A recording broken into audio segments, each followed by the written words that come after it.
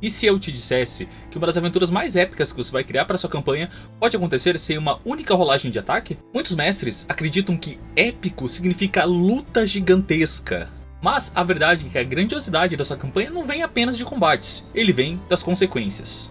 Eu sou o Mestre Nagikuni e no vídeo de hoje eu vou te mostrar como você cria aventuras épicas sem combate, e ainda assim deixa os jogadores sentindo um frio na espinha e comemorando no final de cada vitória que eles têm. Então já deixa o like e vem comigo, pra quê? Pra mais um vídeo. O primeiro tópico que eu te dou aqui é a negociação. É uma espécie de combate verbal. Cada argumento, cada golpe, cada mentira, cada manobra é algo arriscado, em que o jogador e tanto a contraparte dele, quem está indo contra ele, devem fazer argumentos válidos para que um anule o outro. Você não precisa pedir rolagens de dados, mas você tem que ser coerente nesse ponto. E por que isso funciona? O cérebro humano ele responde a conflito, e aquele diálogo intenso é uma espécie de combate emocional. Você aplica isso dando à negociação impactos mais reais.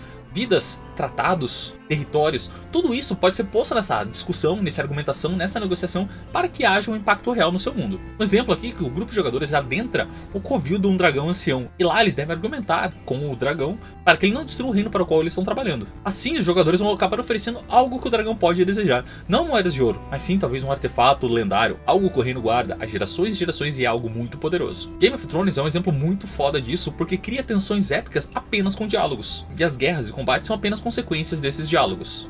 Negociações épicas funcionam quando o fracasso é tão perigoso quanto uma lâmina. O segundo tópico é o desastre, o mundo contra o grupo de heróis. Ao invés de você colocar grandes grupos de inimigos, cultos, um vilão central, você coloca que o caos é o próprio inimigo. Terremotos, enchentes, incêndios, desabamentos. Tudo isso é algo que o grupo precisa resolver. Assim você cria uma sensação de perigo total e impessoal. Não dá para matar uma avalanche, toma espadada. E isso começa a despertar o instinto de cada um dos jogadores. Aqui você descreve o desastre como o inimigo vivo dos jogadores. Por exemplo, é que um vulcão entra em erupção e o grupo de jogadores então deve ajudar a salvar uma aldeia. Só que aí que tá, eles devem decidir quem eles devem tirar a tempo. Não dá pra salvar todo mundo.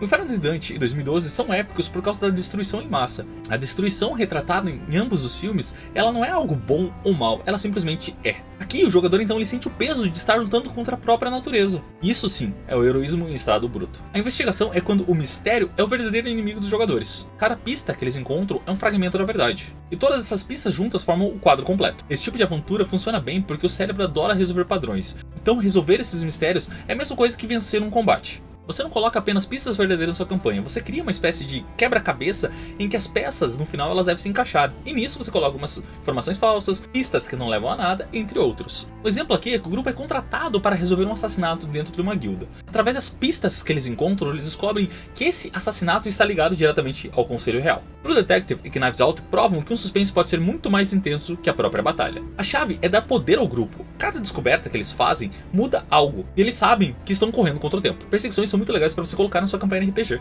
Você troca o combate direto e intenso por uma fuga desesperada ou uma caçada implacável. Você faz que seus jogadores fiquem em movimento. Esse movimento de perseguição cria uma urgência. O jogador sente a tensão, ele sente a adrenalina no corpo dele, mesmo ele interpretando apenas um personagem. Aqui você usa obstáculos narrativos. O grupo encontra uma carroça, você tem que passar por baixo, dar um pulo por cima. E você faz com que os jogadores tomem decisões rápidas. Não fica pensando olhando ficha, meu Deus, meu Deus, meu Deus, meu personagem. Não, tem que ser, rápido, rápido, rápido, rápido. O grupo de jogadores então está fugindo por becos estreitos, enquanto eles olham para trás, vem grupos de draconatos atrás dos mesmos. À medida que eles vão correndo, há obstáculos no meio do caminho, talvez escalar alguma coisa, pular paredes, subir em muros, entrar em janelas, entrar em casas. Meio aquele conceito de perseguição clássica mesmo. Indiana Jones e Identidade Borne são pura perseguição transformada em arte. É uma luta desenfreada para eles não serem pegos. A perseguição é o combate do ritmo. Cada obstáculo que você coloca é uma espécie de ataque. E cada sucesso que os jogadores obtêm é um golpe de sorte. E claro, um vídeo falando sobre aventuras sem combate não seria nada se não tivesse o quê? Política. A política em si ela é uma guerra sem espadas, onde cada palavra, cada movimento, cada aliança é uma jogada de ataque. Assim você transforma o jogo em uma espécie de xadrez social. É estratégia pura. O risco, ele é sempre enorme. Reputação pode ser ganha ou perdida. Alianças e até alguns reinos podem vir a cair por causa das decisões dos jogadores. Aqui você cria facções com agendas próprias e segredos cruzados.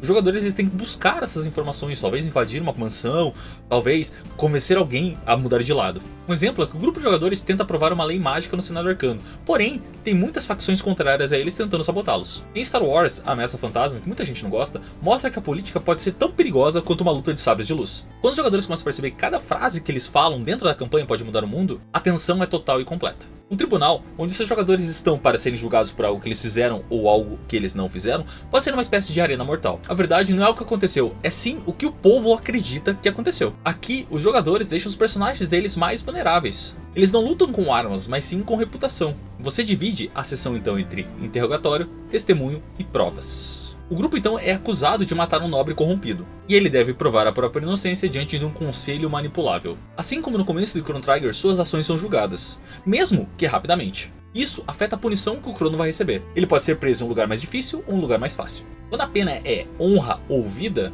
o julgamento vira a luta mais épica de todas. Você também pode pôr invasões furtivas nessas suas campanhas de RPG. O combate é substituído pela tensão do segredo. O desafio é você fazer os jogadores passarem despercebido. E o som de um dado rolado pode ser a ruína dessa invasão. Os jogadores não podem ser vistos, senão... Nesse tópico você mistura suspense com controle. O medo de ser descoberto gera uma adrenalina igual ao combate. Você divide a missão em fases: infiltração, tensão, saída, e você usa falhas como drama, não como uma punição, a não ser que eles continuem errando, daí não tem o que fazer, né? Um exemplo é que o grupo de jogadores então ele é contratado para roubar uma carta mágica de um adversário de um determinado nobre. Falhar aqui não é uma opção, porque se eles forem descobertos, eles serão executados. Metal Gear Solid e Missão Impossível são puro épicos sem combate direto. Há alguns combates no jogo e também no filme, mas eles são um pouco mais secundários do que necessariamente a infiltração em si. A furtividade então, ela é o duelo entre o controle e o caos, e poucos jogos criam tanto suor nas mãos. Você também coloca uma espécie de diplomacia em crise. Como assim? A missão dos jogadores é impedir que uma guerra comece. Há um conflito entre 2, 3, 4, 5, 6 reinos. Os jogadores têm que usar as palavras, alianças e até um timing certo para que essa guerra não ecloda.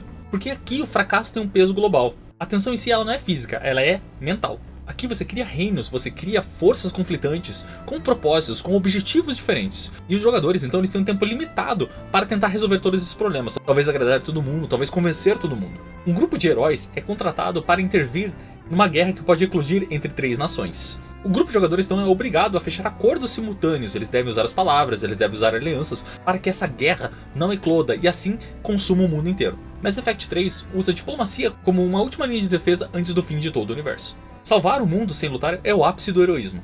A corrida contra o tempo também é muito foda de você colocar nas suas campanhas de RPG. Ao invés do grupo enfrentar inimigos, o tempo ele é uma ameaça. O grupo de jogadores eles têm um tempo contado para resolver um determinado conflito. Como eu falei no tópico anterior, os jogadores então eles devem resolver o conflito entre 2 reinos, e isso tem que ser resolvido de maneira muito rápida para que a guerra realmente não ecloda. Aqui você usa o tic-tac constante do relógio para transformar decisões simples dos jogadores em dramas intensos. Você faz com que as consequências sejam mostradas em tempo real. O ritual se aproxima, o veneno se espalha pelo corpo do rei, o eclipse começa a se formar no céu.